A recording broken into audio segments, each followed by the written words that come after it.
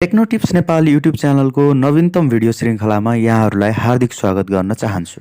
आजको भिडियोमा म सर्वप्रथम यहाँहरू सबै समक्ष क्षमा याचना गर्न चाहन्छु, किनभने मैले आजको यस श्रृङ्खलामा तपाईहरुलाई टेक्निकल प्रब्लमको कारणले गर्दा भिजुअल्ली तपाईहरुलाई मेरा कन्टेन्टहरू देखाउन सकेको छैन।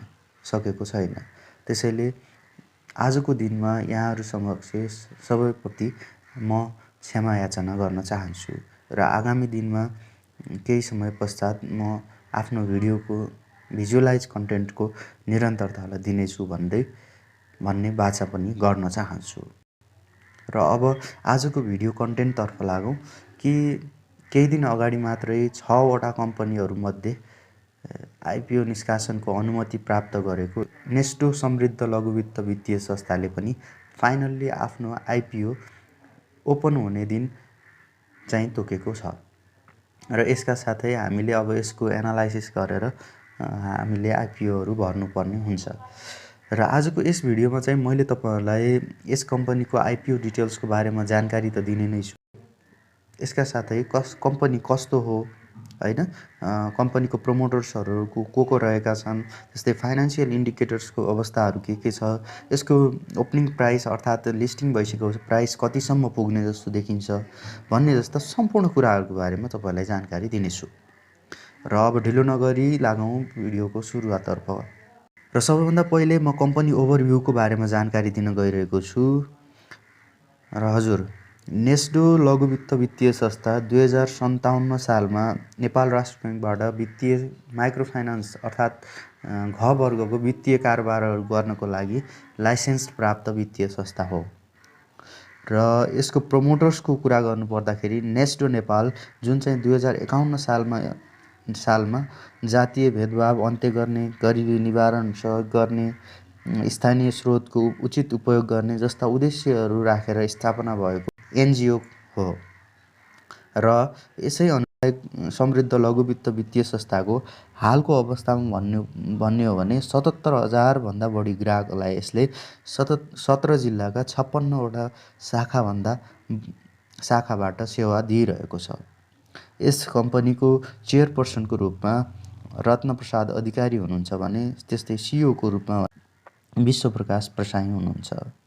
र यिनीहरूको यस कम्पनीको प्रमोटर्सहरूको कुरा गर्नुपर्दाखेरि नेस्डो नेपाल एनजिओ रहेको छ मेजर प्रमोटर, र त्यस्तै प्रभु ब्याङ्क लगायत अन्य 80 भन्दा बढी व्यक्तिगत लगानीकर्ताहरू अथवा भनौँ प्रमोटर्सहरू रहनु भएको छ। र अब हामी लाग्दैछौँ यस कम्पनीको क्यापिटल स्ट्रक्चर कस्तो रहेको छ त भन्ने कुरातर्फ। र क्यापिटल स्ट्रक्चरको कुरा गर्नुपर्दाखेरि यस कम्पनी अर्थात् नेस्डो लघुवित्तको अथोराइज्ड क्यापिटल चाहिँ 50 करोड रुपियाँ रहेको छ। र यस्तै यसको जारी अर्थात् इस्युड क्यापिटल चाहिँ 24 करोड 58,72,858 रहेको छ भने त्यस्तै पेड अप क्यापिटल चाहिँ जम्मा 17 करोड 21,25,000 रुपियाँ रहेको छ। र यस पश्चात कम्पनीले आउँदै गरेको आइपिओ मार्फत 8 करोड 28,75,000 रुपियाँ चाहिँ क्यापिटल चाहिँ पुँजी चाहिँ सङ्कलन गर्नेछ। र यस पश्चात यसको पहिला जारी गरिएको पुँजी चाहिँ मिट गर्नेछ। र यो थियो क्यापिटल स्ट्रक्चर सम्बन्धी जानकारी। र अब त्यस्तै हामी लाग्दैछौँ फन्डामेन्टल्सको तर्फ। अब कम्पनीको फन्डामेन्टल्स चाहिँ कस्तो रहेको छ त अर्थात् फाइनान्सियल पोजिसन्स भनौँ हैन, यसको के कस्तो अवस्थामा रहेको छ त। अब सबैभन्दा पहिलो कुरा फन्डामेन्टल्समा नेट प्रफिट आउने गर्दछ। र यो मैले फन्डामेन्टल्स चाहिँ कम्पनीले प्रकाशन गरेको 2077 असार मसान्तको रिपोर्टबाट मैले लिएको छु। त्यसैले त्यहाँसम्मको विवरणहरू मात्रै रहेको छ मसँग। र त्यस बखतको नेट प्रफिट चाहिँ कम्पनीले जम्मी 9 करोड 78,87,874 रुपियाँ गरेको सफल भएको थियो, जुन चाहिँ 25%ले त्यसभन्दा अगाडिको पिरियडभन्दा 25%ले धेरै रहेको थियो अर्थात् ग्रोथ गरेको थियो। त्यस्तै रिजर्भ एन्ड सरप्लसको कुरा गर्नुपर्दाखेरि त्यति बेला 49 करोड 46,88,084 रुपियाँ रहेको छ। र यो चाहिँ जम्मा 29%ले बढी हो योभन्दा अगाडिको पिरियडभन्दा। र त्यस्तै त्यति बेला चाहिँ कम्पनीले एनपिएलमा चाहिँ केही ग्रोथ गरेको थियो, अर्थात् नन पर्फर्मिङ लोनमा चाहिँ केही बढेको थियो कम्पनीको, त्यो भनेको नेगेटिभ पोइन्ट्स हो। यो चाहिँ 1.25 देखि 1.98% पुगेको थियो र त्यस बखतमा कम्पनीले कुल ब्याज आम्दानी चाहिँ 62,72,49,549 रुपियाँ चाहिँ गर्न सफल भएको थियो र यो चाहिँ एकदमै धेरै गर्न सफल भएको थियो।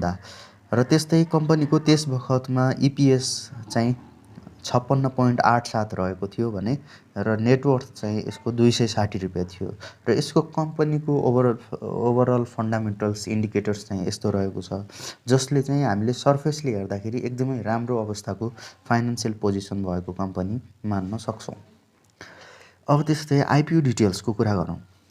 अब यसमा कम्पनीले जम्मी 8,28,750 सेयर चाहिँ निष्कासन गर्दैछ र जम्मी 100 रुपियाँ प्रति किताको दरले निष्कासन गर्ने यो आइपिओबाट कम्पनीले 8,28,75,000 रुपियाँ चाहिँ यसले पुँजी चाहिँ भित्र्याउनेछ र त्यसबाट चाहिँ अब यो जम्मी ओपन हुने नम्बर अफ सेयर्स बाट 2 देखि 5% चाहिँ यसले कम्पनीका कर्मचारीहरूलाई छुट्याउनेछ भने 5% चाहिँ यसले सामूहिक लगानी कोषहरूलाई छुट्याउनेछ र यसको सम्पूर्ण इस्यु म्यानेजमेन्ट सम्बन्धी कामहरू गर्नको लागि इस्यु म्यानेजरको रूपमा ग्लोबल आयामी क्यापिटल नियुक्त भइसकेको छ।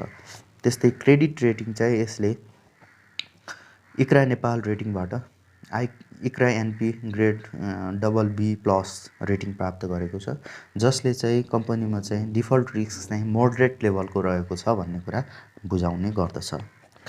र अब लागौँ हामी यसको आइपिओ चाहिँ कहिलेदेखि इस्यु हुने भएको छ त भन्दाखेरि यही फागुन 11 गतेदेखि चाहिँ यसले आइपिओ ओपन गर्दैछ र फर्स्ट क्लोजिङ डेट चाहिँ यसको 15 गते रहेको छ भने सेकेन्ड क्लोजिङ डेट चाहिँ यसको 25 गते रहेको छ। र यो थियो सम्पूर्ण जानकारी। अब चाहिँ मैले फाइनल्ली प्राइसको बारेमा पनि तपाईहरुलाई केही जानकारी दिन चाहन्छु र अब यसको फाइनल्ली अलटमेन्ट पश्चात कम्पनी लिस्टिङ भइसकेपछि कति रुपियाँ चाहिँ फर्स्ट प्राइजमा कारोबार होला र यसको प्राइस चाहिँ कतिसम्म पुग्ने देख्न सकिन्छ त भन्दाखेरि यसको ओपनिङ प्राइसको रेन्ज चाहिँ 260 रुपियाँदेखि लिएर यसको 3 गुणासम्मको रेन्जमा चाहिँ हुनेछ र त्यस पश्चात चाहिँ कम्पनीले यसको अब हिस्ट्रीका यस्तै विभिन्न लघुवित्तहरूको हिस्ट्रीलाई हेर्दाखेरि यत्तिकै फन्डामेन्टल्स भएको कम्पनीको चाहिँ प्राइस चाहिँ करिब 3000 देखि प्लस नै भएको देखिन्छ। त्यसैले एक किता बराबर 3000 सम्म म चाहिँ मजाले पुग्ने जस्तो देखिन्छ यस कम्पनीको फन्डामेन्टल्स हेर्दाखेरि र यससँग सम्बन्धित रहेर मैले 3000 चाहिँ पुग्नुपर्छ र त्यतिभन्दा नपुग्दासम्म तपाईले नबेच्दा पनि हुन्छ, किनभने फन्डामेन्टल्स एकदमै राम्रो छ भन्न पनि चाहे। र यो मैले नेस्डो समृद्ध लघुवित्त वित्तीय संस्थाको बारेमा जानकारी गराएँ र यस्तै जानकारीमूलक भिडियोहरू तपाईँ नियमित रूपमा हेर्न चाहनुहुन्छ भने हाम्रो यस युट्युब च्यानललाई सब्स्क्राइब गरी अल नोटिफिकेसनलाई अन गर्नुहोला भन्दै आजको यस भिडियोबाट बिदा माग्न चाहे। हवस् त, नमस्ते।